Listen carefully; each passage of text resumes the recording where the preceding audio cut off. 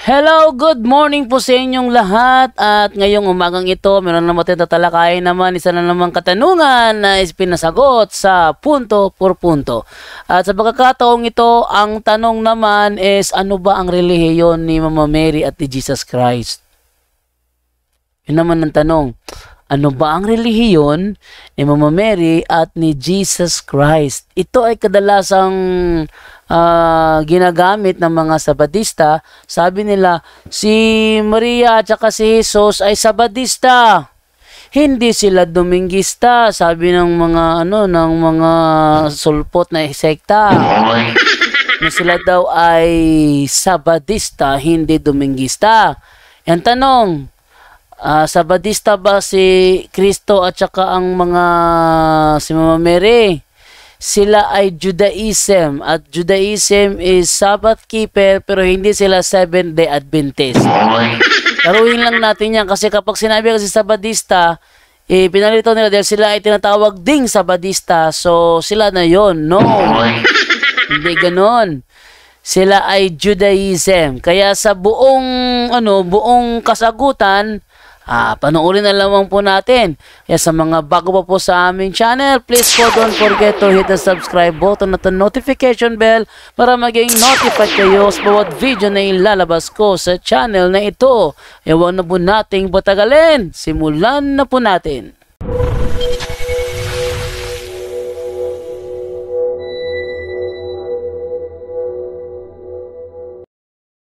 Okay, thank you Ma'am Maylin.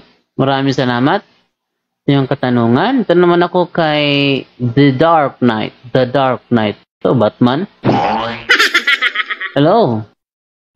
Hello po, magandang gabi po. Yung gusto ko pong sanang itanong. Yung sinabi mo kasi na si Maria at si Cristo is part po ng ng religion po na yung Judaism po. Yung gusto ko pong itanong, yung pong ang sa Israel dati, yung kapanahunan ni Cristo na naniniwala po sa batas ni Moises po, ano pong religion yun sila? Judaism. Judaism din pala? Judaism. Nung panahon ni nung bata pa si Cristo, yung mga Israelita na kanilang relihiyon, Judaism.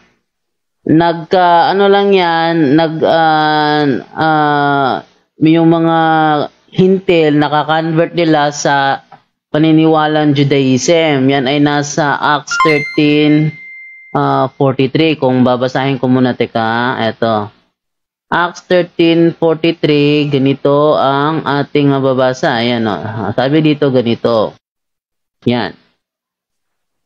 After the people had left the meeting, Paul and Barnabas were followed by many Jews and by many Gentiles who had been converted to Judaism.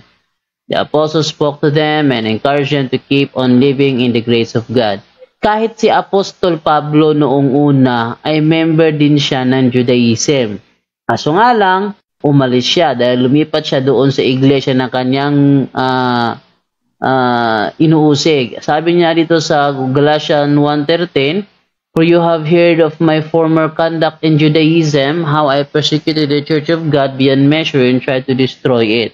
Kaya ngayon na si San Pablo ay lumipat na sa tunay na iglesia, ang tawag niya sa kanyang sarili ngayon, kung babasahin naman natin sa Galatians chapter 3 verse 28, sabi niya, "We are no longer Jews or Gentiles, or slaves or free men, or even merely men or women, but we are all the same. We are Christians, we are one in Christ Jesus." So, yung mga relihiyon ng mga esteta na sumusunod sa batas ni Moises, sila ay mga Judaism. Father? Ganun po ba? Kasi nag-wonder lang po ako na kung yung mga Judaism ba ay naniniwala ba sa batas ni Moises? Yun po Yes. kasi ko. Stricto sila dun. Hanggang ngayon. Meron pa po akong ibang itanong po dahil kasi yung debate po ni Brother Eli Soriano at yung isang Roman Catholic debater kasi na ang sabi ni Soriano na kung paano daw nagpatuloy ang simbahang Katoliko dahil kasi nagkaroon po yung Ang sabi niya po kasi doon is yung anti-pope. Si ano yon? Si Garza yung kadebate niya noon. Yeah, yun yung sinasabi niya, yung anti-pope. So paano daw masasabi na nagpatuloy daw yung simbahang Katoliko hanggang ngayon kasi nagkaroon po kasi ng anti-pope dati. Yes, nagkaroon ng anti-pope. Ngunit ang anti-pope ay hindi na mahal nangasiwa. Akala kasi ni Eli Soriano kasi nangasiwa ang anti-pope. Ayan ha. So pakita ko sa iyo sa screen kung sino ang pope noong unang lumitaw ang anti-pope na si Hippolytus. List of popes tayo. Yan, list of popes. Tingnan natin dito sa ito, sa New Advent. Palakihin ko muna konti yung letra dahil masyadong maliit. 217. Sa AD 217, batay doon sa debate ni Soriano at saka ni Froilan Garza, sinabi niya, sa AD 217, napatid na ang authority ng Iglesia Katolika dahil anti-pope ang nangasiwa. Yun ang sabi ni Eli Soriano, napatid daw. Sino ba ang anti-pope nung panahong 217 AD? Yun ay si Hippolytus. Siya ang anti-pope. Sino ba ang pope nung panahong yun? Si Callistus, Saint Callistus I. Etong si Hippolytus, never to naging pope. Never siya nangasiwa. Ang napasailalim sa atake ni Hippolytus ay si Saint Callistus, Saint Urban I at saka si Saint Poncian. The 16, 17, 18 popes ay ang kinalaban nitong anti-pope na si Hippolytus. Akala ni Eli Soriano na ang anti-pope na si Hippolytus ang nangasiwa sa Iglesia Katolika. Yun ang kanyang mali. Diyan siya nagkakamali. At lahat ng mga miyembrong mga panatiko ng ang dating daan, napaniwala niya. Pati mga Katoliko, naloloko nila. Bakit? Pinapaniwala nila na simula noong 2017-18, napatid na. Inakala nila, napatid na daw ang authority ng Iglesia Katolika kasi anti-pope daw nangasiwa. Walang inahamon ko lahat ng ang dating daan, magpakita kayo na noong 2017 AD, si Hippolytus ang nangasiwa sa Iglesia Katolika. Pag nakapagpakita kayo, aaminin natin tama sinasabi ni Soriano na patid na nga. Paano kung walang may pakita? Yes, Brother Angel? Baka hindi niya naintindihan na sinasabi niya, anti-pope nga eh. Anti-pope nga eh. Ibig sabihin ng anti-pope, kumakalaban sa pope. Sa pope. Hindi pope ang anti-pope, kumakalaban sa pope. Para bang anti-Kristo?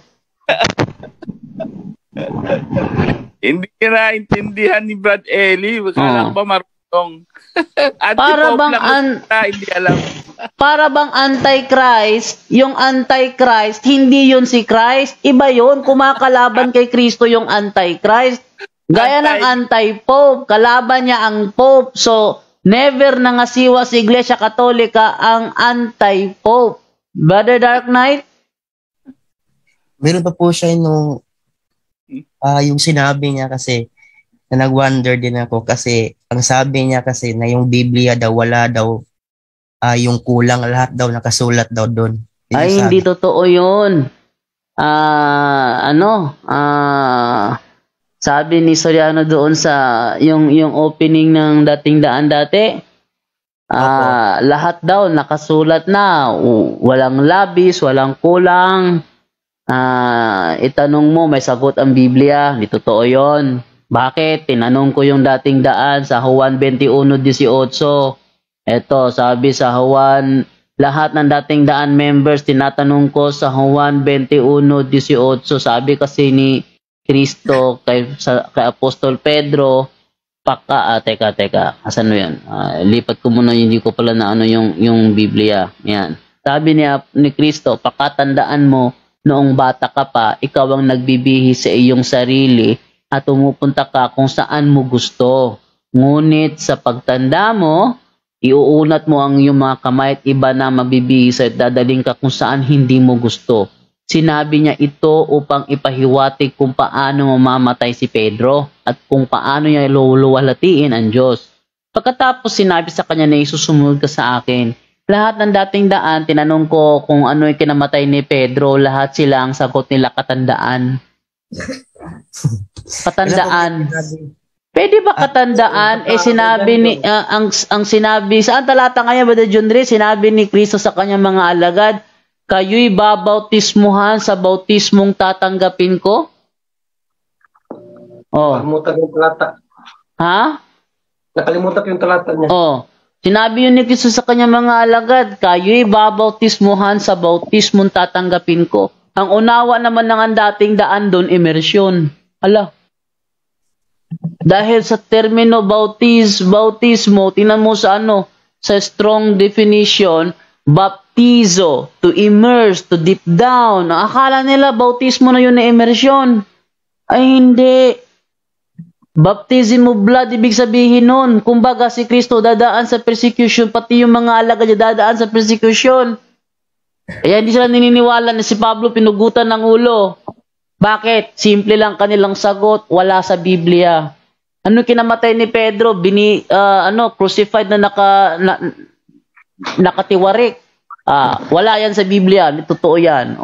So si Pedro namatay sa sa katandaan. Simple lang. Yung bro dyan 1:21-25, ano bang sabi dyan? 1:21-25 naman tayo. Sabi sa 1:21-25, at marami pang ginawa si Jesus na kung isusulat lahat, sa palagay ko'y hindi magkakasya kahit sa buong daigdig ang mga aklat na may susulat.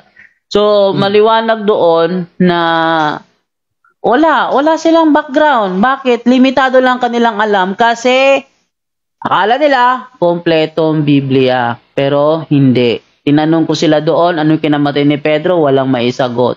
Pag may isa, nag-attempt na sumagot. May isa, nag-attempt na sumagot yung isa. Ang ginawa ko naman ngayon, hinanapan ko siya ng talata. Kasi pag wala siyang may pakita, that is a proof. A proof, no? Na hindi nga kompleto. Kasi wala siyang mabasang talata. Naniniwala siya na si San Pedro nga ang unang obispo sa Antioquia. Ang dating daan yun. Hindi ko na siya na-ere, nakalimutan ko. No? Tinatanggap niya na ang unang obispo sa Antioquia, San Pedro. Wala rin siyang tutol doon. Anong talata? Walang maipakita. Pero totoo yun. Totoo yun na sa Apostol Pedro, ang unang obispo sa Antioquia. At naniniwala siya doon. Pero wala siyang maipakita talata. Sabi ko sa kanya, yan ay prueba na mas detalyado ang nakasulat sa history, sa encyclopedia compared sa Biblia. Kasi sa Biblia, ang iglesia may obispo. Sa Biblia, nakarating sila sa Antioquia. Pero pag tanungin mo na sila ngayon, sino ang unang obispo sa Antioquia, wala nang maisagot sila kung Biblia lang ang batayan. Tingnan mo si Soriano, nung kaharap niya si Jerome Almodovar, lahat ng mga pinagkukuha, abagali sa referensya. Dark Knight. Yung sabi niya kasi, na yung computer at saka aeroplano doon nakalagay sa Biblia. Kaya yung ginawa ko, nag-research ako kung nakasulat ba sa Biblia, pero wala naman ako nabasa doon. Yan ang problema doon. Nag-i-interpret siya doon sa sinasabi sa Daniel na ang mga tao tumakbot pa rito, ang kaalaman ay lalago. Sasabihin niya kaagad, ayo, kasama ng computer doon. Kasi dati yung TV namin, black and white pa yun. Para ba nagkaroon ng evolusyon, nagkaroon na ng kulay. Yung TV namin, dati malaki, ngayon lumiit. Abang ngayon, kahit nilagay mo lang sa pader. Ayun, ganyan susulan ng magsalita, no? Pag siya nagsabi ng ganyan, walang hanapan sa walang miyembro niya na magre-research ng computer sa Biblia. Pero kapag Iglesia Katolika, Apostolika, Romana, sabihin na ni Soriano, may computer na ngayon, mabilis nang maghanap, i-search nyo lang. Search nyo nga, Iglesia Katolika, Apostolika, Romana, sa Biblia ang Katoliko, lalabas 0 words, no phrase found. Sige, hinahamon ko kayo. Hanapin nyo nga, computer. Walang may pakita. Tingnan mo yung debate nila ni sino yun? Yung yung kapangalan Blanco, si Blanco. Hindi ba ni Blanco? Hinanapan siya ng salitang sigarilyo. Anong pinuntahan ni Soriano? Galatia 5:19, wag kayong istorbo. Oh, at ang mga katulad nito, kasama na yun yung shabu, kasama dun yung marijuana, kasama na yung sigarilyo doon. Yung mga vices, kasama na doon. Ngayon, ba't siya ganyan magsalita? Pag tayo naman nagsalita, dapat kailangan talaga may talata. Kung wala, ay yung mga membro, pag mang-asar, tingnan ko nga, search ko nga, zero words, no phrase found. Ba't yung kanilang leader? Tinindigang may sigarilyo. I-search nyo nga, type nyo nga, sigarilyo. Kung hindi ba yan zero words, no phrase found? Sabi nga sa Biblia, huwag nyong gawin sa inyong kapwa ang ayaw nyong gawin sa inyo. Ba't yung ginagawa sa iba, yung ayaw nyong gawin sa inyo? Minsan may nakaarap ako MCJ, hinanapan ko siya. Saan sa Biblia mababasa? Members Church of God International. Walang binasa. Sige, type ko, napikon siya. Naglabas ako ng e-sword. Type ko ha. Type ko. Panoorin mo, napikon talaga. Binato ba naman ako ng unan? Dahil sa napikon siya, dahil ginagamit ko sa kanya yung kanilang style na zero words, no phrase found. Ayaw pala nila yung ginaganon sila. Ba't nila ginagawa sa iba? Yun ang problema nila doon. Brother Dark Knight? Tsaka Bro Jando, dagdagan ko ng konti Bro Jando. Yes. Kung kanina Bro Jando, pinabasa ko sa yung 21-25, no? May isa pa niyan yung 20-30 ng 1 din na sinabi diyan, ang daming ginawa natin Panginoon Kristo na hindi na isinulat. Dahil kung isusulat pa yun, hindi kakasya sa buong mundo. Ang dami ng ginawa ng Panginoon Kristo, pero basahin mo nga Bro Jando, ang Lucas, ang gawa uno-uno. Anong sinabi ni San Lucas diyan? Ang gawa uno-uno. Sabi ni San Lucas, mahal kong Teofilo, sa aking unang aklat ay sinalaysay ko ang lahat ng ginawa at itinuro ni Jesus buhat sa pasimula. Yan, pakalinaw, lahat na ginawa ni Jesus ay itinuro buhat sa pasimula. Ano yung mga ginawa ni Panginoong Jesucristo na itinuro niya? Kasama na ng mga hindi niya. Ano yung mga bagay na yun, yung mga pagmimilagro, ano yun? Pinapaturo pala yun. O saan nila hagilapin yung mga tinuro ni Jesucristo na mga ginawa niya na hindi isinulat? Problema nila yun. Wala silang tradisyon eh. Diba? Yan yung tradisyon. Diyan niya napapaloob sa tradisyon. Kaya yung Bible alone, kapatid, no? Kung maka-encounter ka ng tanong, gamitin mo yan. John 21:25, John 20:30 at Acts 1:1. Lahat ng mga Bible alone dyan, hindi na makasagot. Paano nila sasagutin? Itinuro pala lahat ng ginawa ng Panginoong Jesucristo. Anong sabi ni John? Hindi isinulat yung itinuro ni Jesucristo, yung mga pinagagawa ng Panginoong Jesucristo, kasi kung isusulat, hindi kakasya sa buong mundo. Sabi ni San Lucas, isinulat at itinuro. Ano yun? Ano yung mga bagay na yun na hindi naman isinulat, sabi ni San Juan? At saka, doon po sa mga nasa Zoom, pwede po, yung iba, na hindi naman po magtatanong, pwede po lumabas kasi 100 na, hindi makakapasok si Padre. Para tayo magkakaroon tayo ng sacramental blessing ngayon. Puno yung natin, yung Zoom natin, hindi makapasok si Padre. Doon po hindi na lang magtatanong, pwede po sa YouTube na lang po. May Yes? Meron po akong isang reserve for Father Darwin. Okay. Meron kang isang reserve for Darwin. Okay. Tuloy tayo, no? Ayan, 93 na, ayan. Brother Wendell? Yung pinopromote ni Brad Ele na uminom ng ihi, saan yun sa Bible? Yun. Saan yun sa Biblia? Sabi niya, inumin nyo ihi nyo. Saan sa Biblia yun? Yung Diyos ang Diyos niya may pangil, tuhod, pero kapangit ng Diyos niya eh. Tapos, gumagamit sila ng unang Korinto 4:6, mali naman ng unawa. Ang mga bagay ngang ito, mga kapatid, tandaan nyo nagsusulat ito si Apostol Pablo.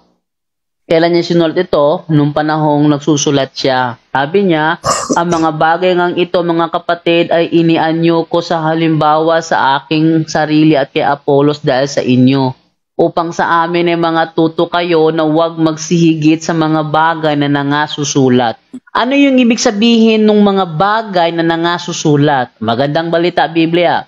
Huwag lalampas sa nasusulat. Huwag lalampas sa nasusulat. Ngayon, ang malaking tanong ko sa mga andating daan. Nang panahong isulat ito ni Apostol Pablo, Ano ba ang nakasulat sa kasulatan? Hindi ba't Old Testament? Oh, Old Testament. Meron na bang isinulat si Mateo ng panahong sinulat niya yan? Oh. Yung LXX mo dyan do. Ha? Yung LXX. Oh. Ang tanong ngayon, nung sinulat ito ni Apostol Pablo, andyan na ba ang aklat ni Mateo? Oh. Andyan na ba ang Revelation? At tinitiyak ko, wala pang Revelation nito nung panahon sinulat ito ni Apostol Pablo. Wala pa yung kay Tito. Wala pa yung unang Juan. Yung unang Pedro. Yung kay San Lucas. Yung gawa. Wala pa nito. Nung panahon, ito'y sinabi ni Apostol Pablo. Ngayon, bakit tinatanggap ng ang dating daan ang 27 books ng New Testament? Katoliko lang naman ang naglagay niyan. Ba't yung tinatanggap? Sabi ni Apostol Pablo dito, huwag higit sa mga bagay na nasusulat. Ang unawa kasi nila dito, Bible alone. Mali. Hindi yan tumutukoy sa Bible alone. Kasi kung Bible alone yan, kung ang nakasulat na panahong yan, huwag tayong hihigit. Huwag nyo na lang sana tinanggap ang New Testament. Ano ba ang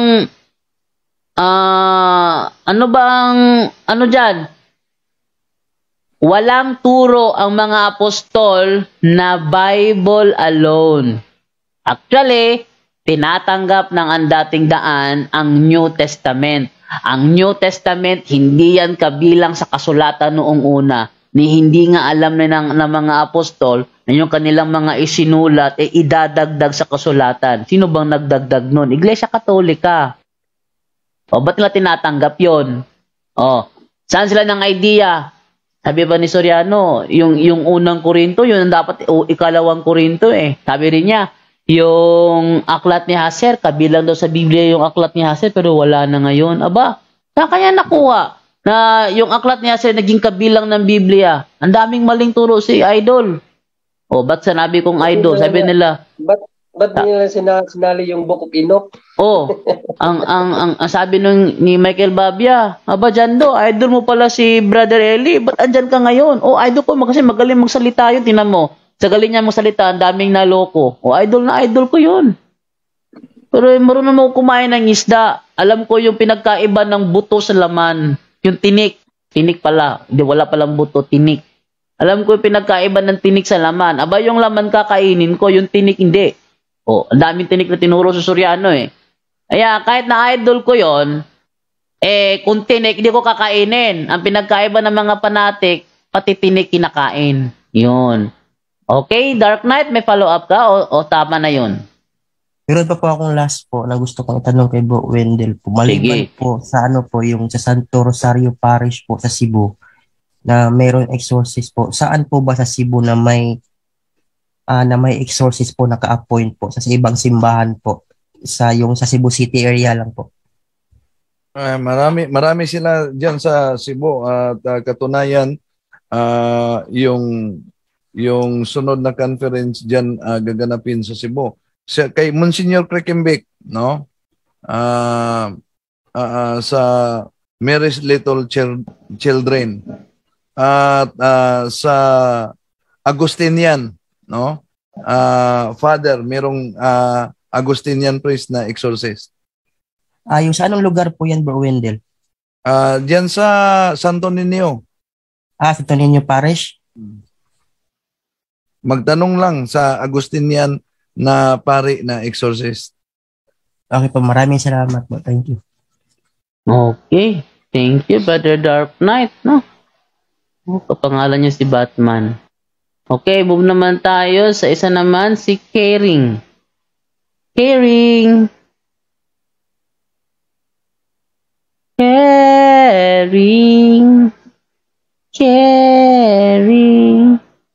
Don't care away. Wala. Hindi sumasagot si Ma'am Caring. Nilipat ako ng iba naman, si Mary Jane Nyo.